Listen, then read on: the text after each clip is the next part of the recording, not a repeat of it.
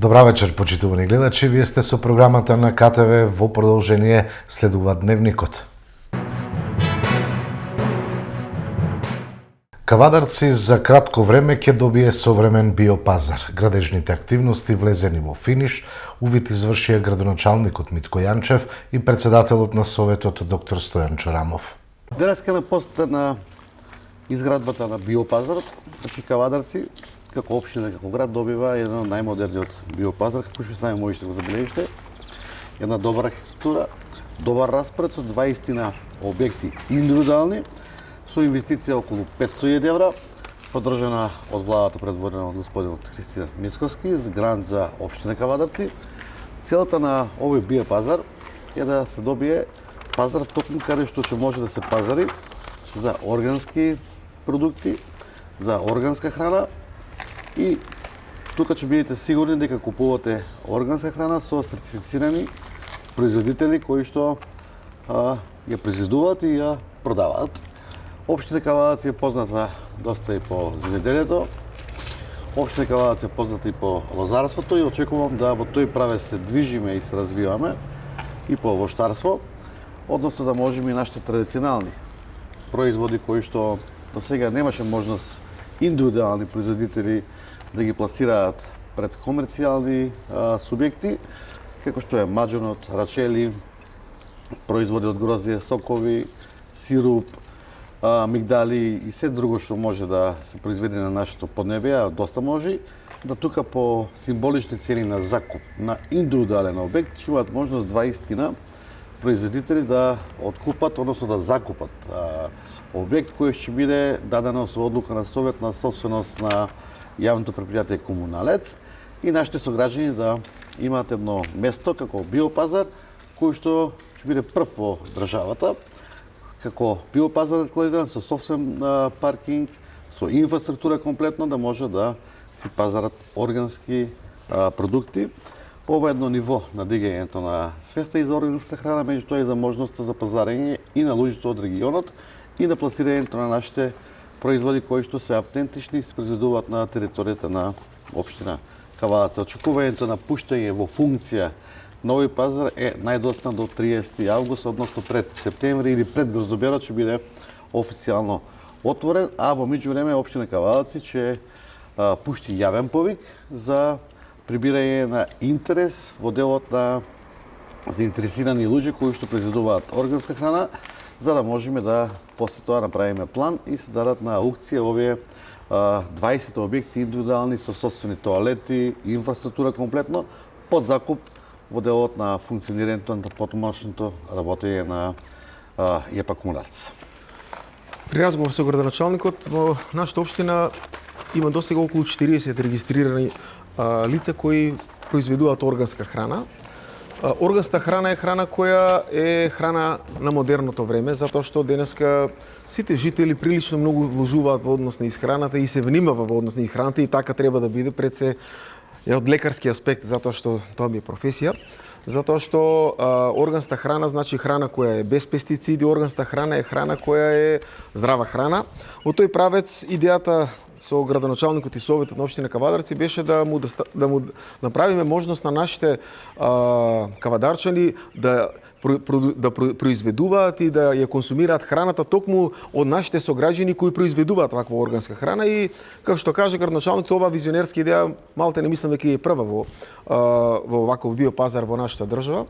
Оваа идеја беше потпомогната и реализирана од страна на вториот повик на владата на Република Македонија, предводена од господинот Христијан Мицковски од унгарскиот заем, и сметам дека во наредните 2 месеци, бидејќи големиот дел инфраструктурно при денешниот увид видовме дека е завршен, сметам дека во овие 22 до 3 бокса ќе може да гледаме од ова есен наши сограѓани кои овозможуваат и произведуваат ваква органска храна, бидејќи овој дел од градот го имаме Little America молот, го имаме Lidl, го имаме Веро. Сметам дека локацијата му е точно погодена затоа што токму вакво нешто фали што е различно од нешто што го нема во градот, а е модерно и урбано и ново.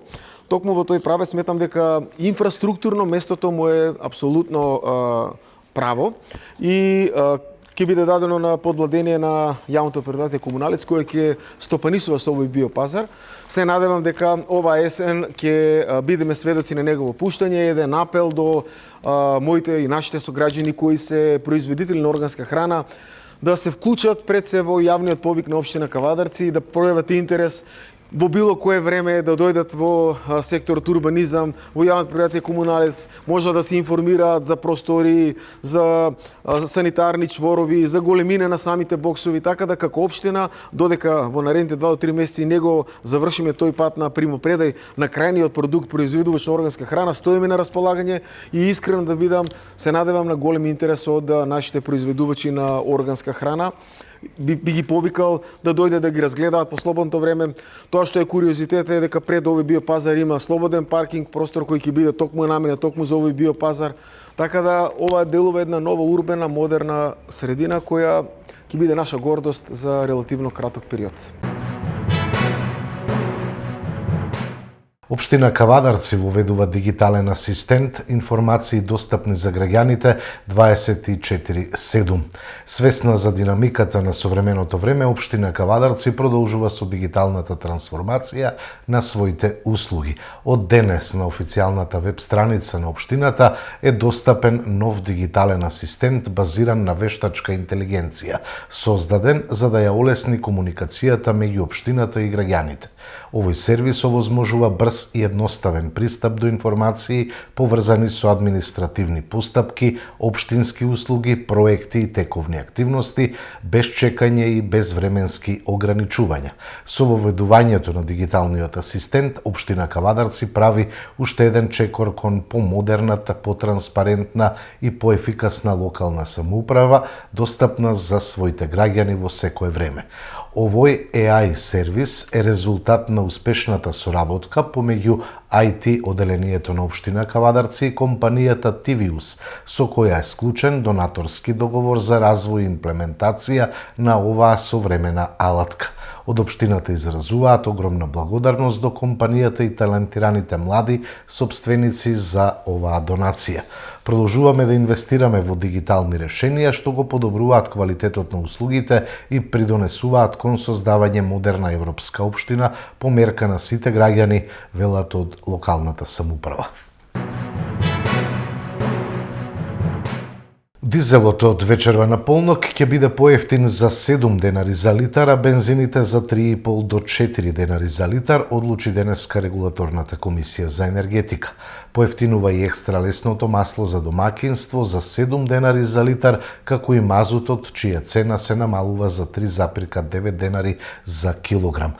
Литар моторен бензин Евросупер од 95 октани ќе чини 84 денари, а литар моторен бензин Евросупер БС 98 ќе се продава за 86 денари.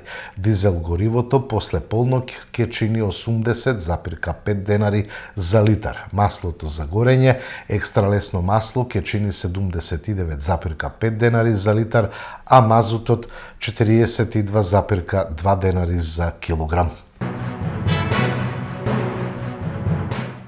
Граѓаните беа толерантни, сега е наред трговците, дистрибутерите и маркетите да им се одолжат со намалување на цените. Очекувам веднаш да пристапат кон корекција на цените, особено на основните прехранбени производи, изјави денеска премиерот Христијан Мицковски. Па денеска имаме во овојата состанок со сите дистрибутери, трговци и маркети и мојата порака ќе биде јасна. Завршува кризата, граѓаните беа толерантни, сега е наред тие да им се одолжат на граѓаните и веднаш да пристапат кон намалување на цените на производите, посебно основните прехранбени производи. Тоа го очекуваме од нив. И исто така ние како влада имаме механизми доколку тоа не се случи, најден поинаков начин да го спроведеме. Оправдувања и изговори не прифаќам од типот не ни ги качиле, не ни ги намалиле цените и слично, доколку не се види реакција од страна на маркетите, дистрибутерите и производителите во следните денови, тогаш ние како влада ќе реагираме и ќе реагираме на подолг рок. И во одредени маркети ако треба и по име и по презиме, од утре јавно ќе ги објавуваме ние, па понатаму оставаме на нив. 2 години влада на Мицковски, нема повисоки плати, нема подобар стандард, нула исполнети ветувања. Обвинување на денешната пресконференција од подпредседателката на СДСМ Јована Тренчевска. После 2 години од владата на ВМРО, вистината денес е дека наместо поголем, животниот стандард на граѓаните е намален. Народот живее потешко, поскапо и понеизвестно. Нема ништо од ветувањата на ВМРО за зголемен животен стандард, за повисоки плати, за достоинствен живот на социјално ранливите категории на граѓани. Единствено нешто што е забрзано и што се зголемува овие 2 години се цените, трошоците за живот, сиромаштијата. Македонскиот работник живее потешко, социјално ранливите категории се заборавени од државата, пензионерите изманипулирани. ВМРО ветуваше инфлација од 2,5%. Денес инфлацијата е 4,8% и е речиси двојно повисока од ветувањето. Во платформата 1198 ветуваа зголемен животен стандард, се зголемија самотрошоците за живот. Денес на едно 4-члено семејство му се потребни скоро 70.000 денари месечно да ги покрие основните трошоци. Тоа значи дека за нормален живот се потребни речиси 3 минимални плати. Денес платите не го следат растот на цените. Работниците работат исто, а можат да купат помалку. Македонскиот работник зема најниска плата во Европа, со која едвај издржува до половина месец. Кошничката е се поскапа, а паричникот на граѓаните се попразен. ВМРО ветуваше намалување на сиромаштијата, а уште во првата година од мандатот донесе зголемување од 22%. Ова е најсилниот доказ за неуспехот на економските политики на оваа влада. Владата на ВМРО покажа дека нема ниту капацитет, ниту волја да го подобри животот на граѓаните. Единствено што добро му оди на ВМРО се манипулациите. Ги изигра и пензионерите. Со лажна кампања ги придобија, за потоа да им ги скратат и украдат парите. Ако се задржаше нашиот систем, најмалото зголемување на пензиите ќе беше околу 1500-1600 денари, а најголемото 3500 денари. 2 пати во годината тоа ќе донесеше повеќе пари кај пензионерите.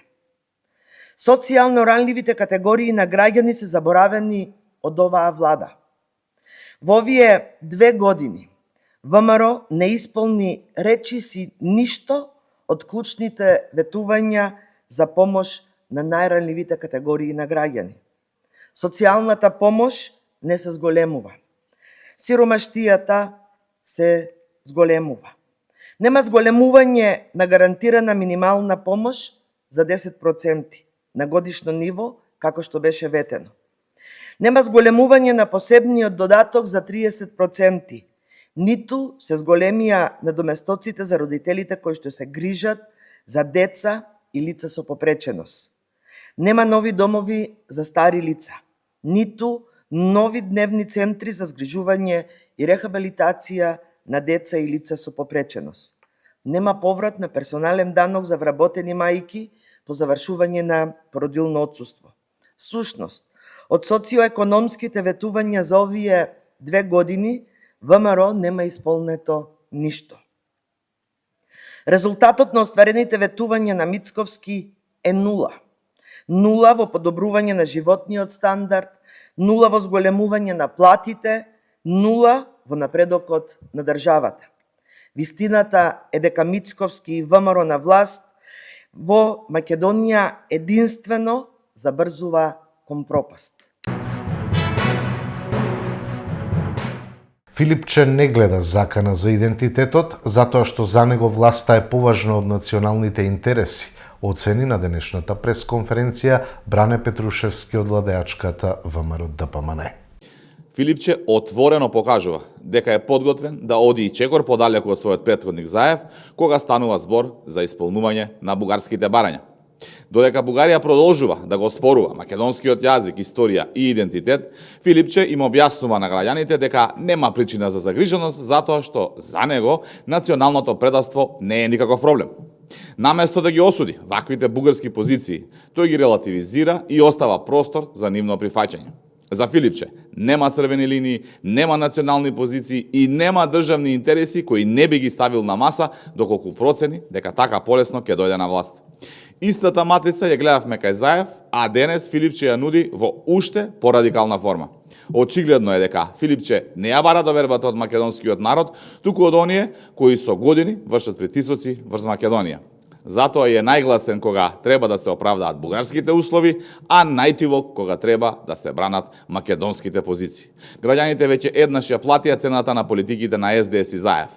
ВМРО ДПМН заедно со народот нема да дозволат истото сценарио повторно да се реализира преку Венко Филипче. Македонија нема потреба од политичари кои бараат власт преку национални отстапки, туку од лидери кои што знаат да кажат не кога се загрозени македонскиот идентитет, јазик, култура и историја. 2 години влада на Мицковски, изгубени години за младите, изгубена надеж, пресконференција на социјалдемократската младина. Поминаа 2 години од владењето на Мицковски и ВМРО, а младите загубија години и загубија надеж. Во платформата 1198 Мицковски и ВМРО ветува намалување на иселувањето, подобар животен стандард, задржување на младите во државата и дури 70.000 нови работни места. Ветува подршка за образование, домување, предприемништво и конкретни мерки што ќе им помогнат на младите да останат дома и да ја градат својата иднина овде. По 2 години нема ништо од сева ова. Ги излажаа младите. Мицковски им ја украде иднината. Го блокираше европскиот пат на Македонија. Наместо надеж, младите добија неизвестност и изолација. Наместо перспектива, добија разочарување. Затоа денес секој трет млад човек размислува да ја напушти државата. Не затоа што не ја сака Македонија, туку затоа што не гледа иднина во политиките на оваа власт. Мицковски прво ги повикуваше младите да се врателе во Македонија, заведнаш потоа да им каже дека ќе ги именува за економски работници. Вистината е дека платформата 1198 е една голема лага. Во реалноста, на младите им останува само разочарувањето.